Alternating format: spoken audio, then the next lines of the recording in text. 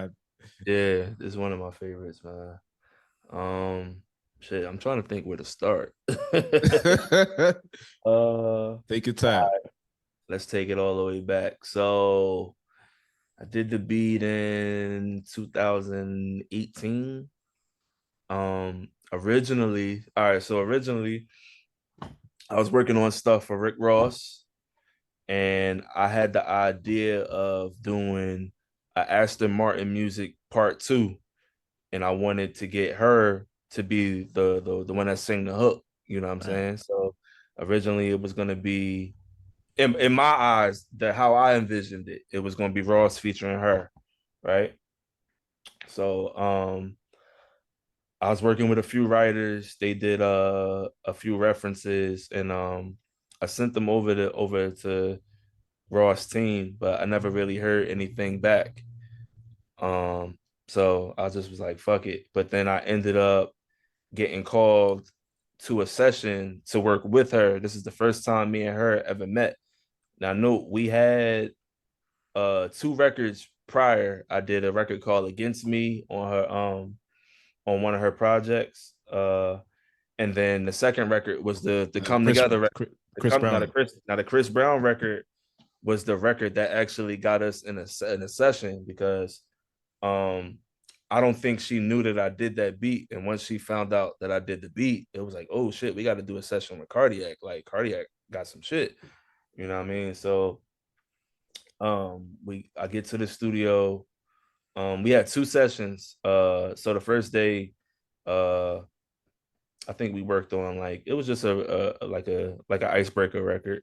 Um, but then towards the end, going into the second day, was when we started that record. I was like, "Yo, I got this beat that I think you would sound good on. I want to play it for you, see what you think." So I played her the beat, and then like she instantly fell in love with it.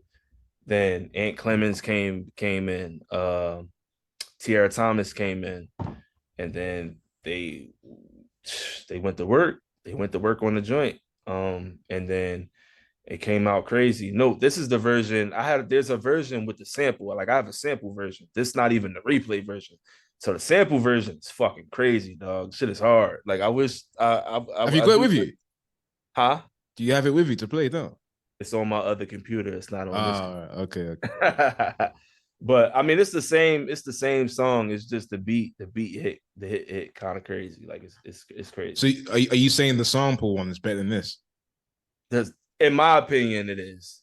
Okay, that's interesting. In All right. my opinion, I mean, but like I said, remember how I was speaking about how producers listen to stuff with a certain Yeah, ear, and a yeah. regular consumer. If they came out, you wouldn't be able to tell the difference if you're a regular consumer. But as a producer, you could probably pick up on it.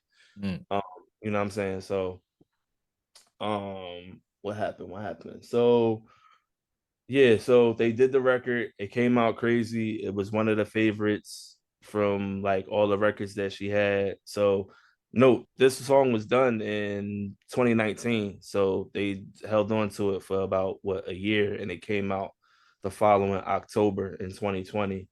And then it picked up steam and went crazy in 2021. You know what I mean? And that's when her album came out. It was the lead single off her album. Uh, Wait, so but sorry, before sorry to pause you. It came out in 2020. Is that what you said? the song Damage came out in 2020, Because I October. feel because I checked the date on that. You're right on that, of course. But I felt like I heard it before. I feel like I heard it in 2019 on the radio because I felt like I heard it before the pandemic. Because when I did the research for Nah, it, 2020 October is when the pandemic was first really like no, started. no, no, no. The pandemic started beginning of 2020, February 2020. Oh, well, I mean, shit, the song didn't come out till 2020. Yeah, I get that, but for some reason I feel like I heard it before then because I was like, this happened after the pandemic. I was like, anyway, sorry to It was interrupt you. definitely yeah, it was during the pandemic. But I guess then we had like the sample clearance issue. So we was working on a bunch of like replays, um, different like we got a lot of versions of that song, bro. We was trying to get the sample right. Um, then Jeff Giddy came in, and then I think they her and Jeff like the sample version, the sample that Jeff Giddy worked on. I think they liked that version. So they sent it to me to see if I could get it to work with the beat, you know what I mean? So I just took it and arranged it how the original was and just put my same EQs and filters on it to make it work.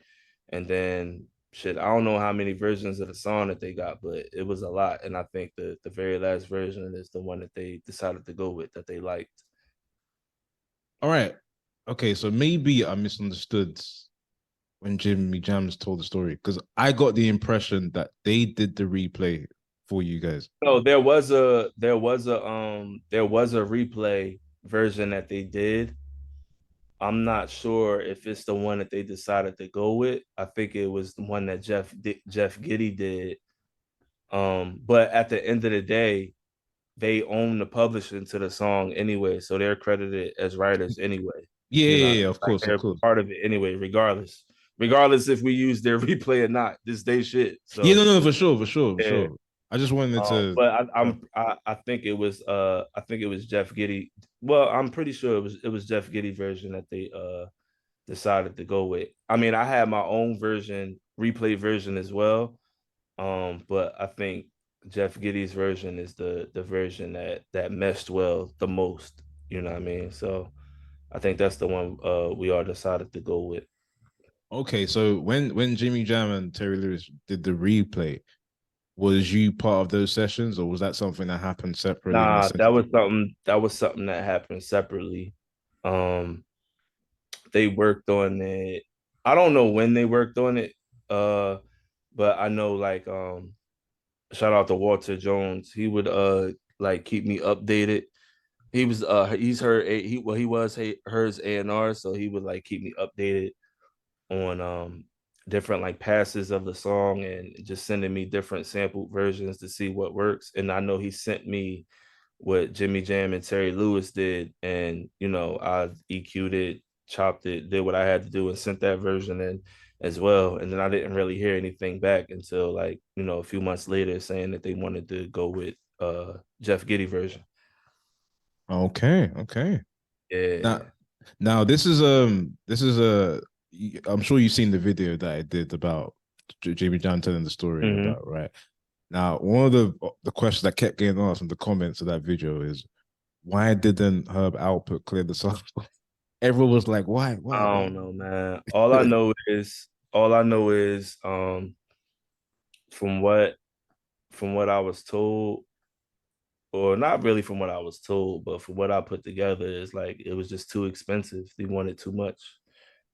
So, like I said, you like it's the same thing with the like with the 2 Chainz record. You know what I Mm, mean? When you sample the master, sometimes when it's time to clear the master, they want so much. You're left no choice but to replay it.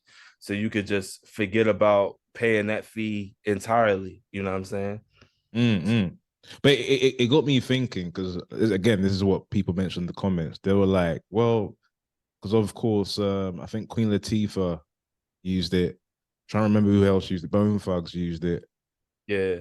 So I guess the impression was, oh, if they cleared it for those songs, why didn't they clear it for this songs? But then my assumption was, of course, back then you could sell units back then, so it will be easy to recoup the cost, right?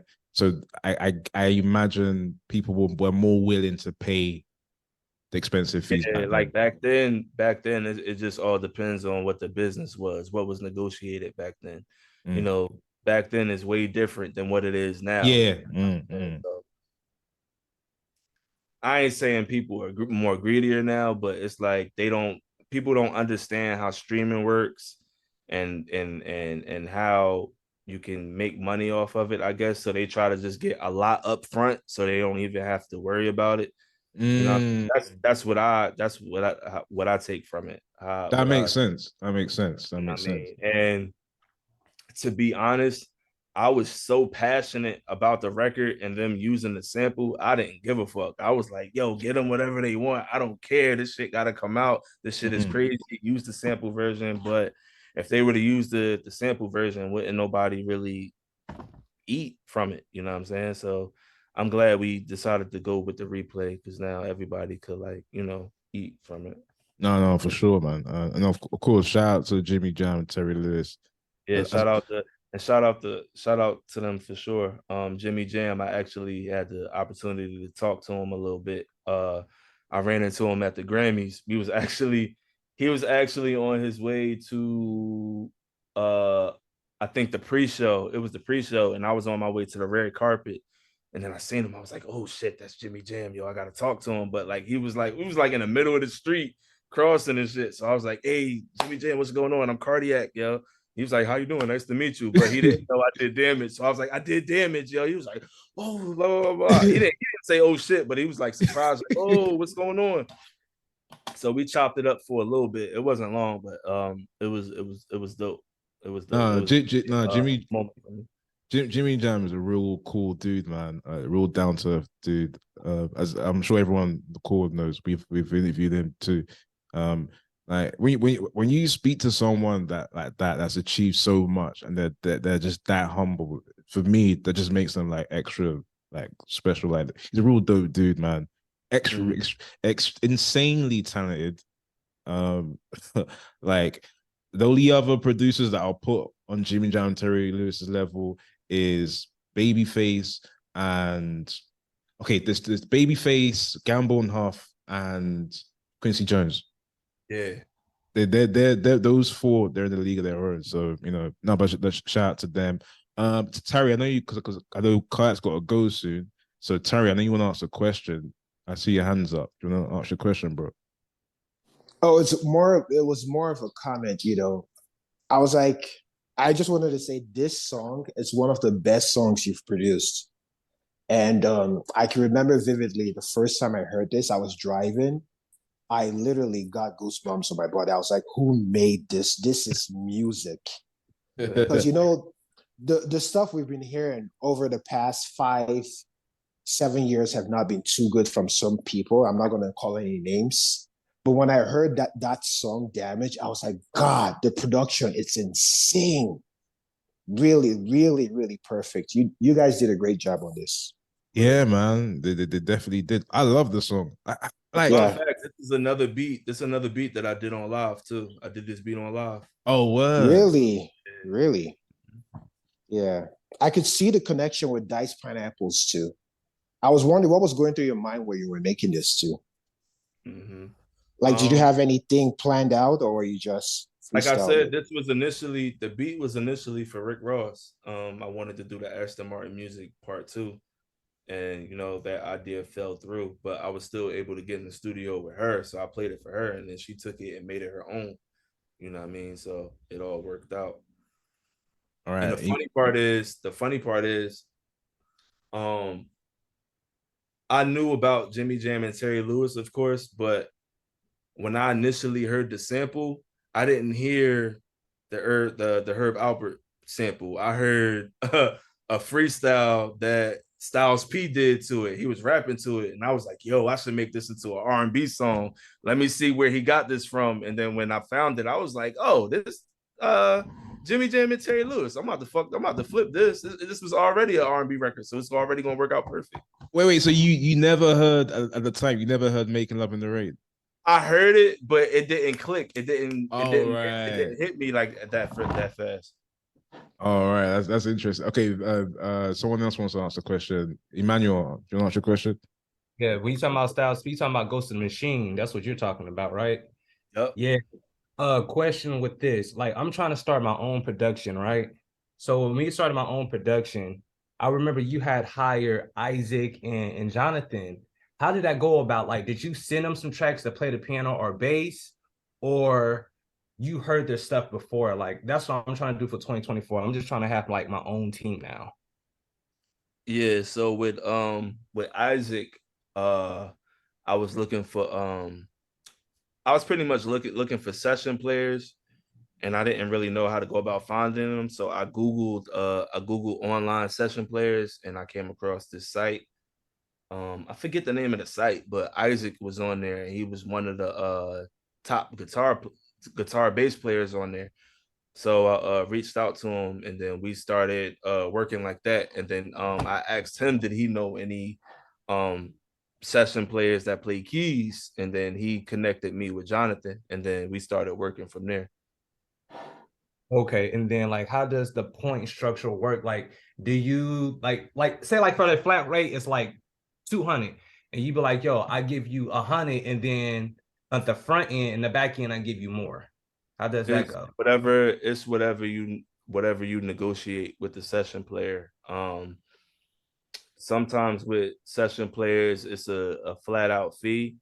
But sometimes when you can't afford the flat out fee, then that's when you can negotiate, like, whatever you get on the front end, back end, points, whatever, you know what I mean? But it just all goes off what you negotiate. Everybody different. All Okay, right, thanks. appreciate that, man. All right, so Cardiak, before you go, because I'm not gonna play this song because we don't have the type, but you produced entanglements, right? For what's his name? August Alsina. Nah, I didn't. So long story short, what happened was it was another producer, his name OG Parker. He used one of the one like a sample I made. It was like a Yeah. guitar sample, and I think another rapper had the same beat, so they had to replay or do another version of the same beat. So he just still gave me credit or whatever because it was the same beat and all that. But I ain't really do nothing on there. Oh, right. Because I was gonna ask you, man. Obviously, we know what that song's about. Yeah, I ain't really had nothing to do with that. I don't like taking credit for like stuff I ain't do, so I ain't really had nothing to do with that song. All right, okay, all right, fair enough. But anyway, man, Olu, could you explain wait, it? I don't know what it is. The song Entanglement. another time. Entanglements is a song by I think he's being I'm kidding. Cardiac. I'm kidding. He's being shit. sarcastic. I thought you were serious. I was about to tell you. You was about to say, yeah, sang by this person, written by Jada Pinkett. Because before you told us what you just told us now, I was thinking, oh man, the story behind that song must have been crazy. Like, oh yeah, I got this idea for a song called Entanglements. It involves X, Y, Z. I want you to come on this. But anyway, let me wrap this up, man. Cardiak, thank you so much for No your doubt. time, man. This has been fun, man. This has been insightful fun, and yeah, man. Keep doing your thing. Nah, thank you for having me. Like you said, I be tuning in every chance I get to, like, whenever y'all got somebody up here. So thank you for having me. I appreciate it.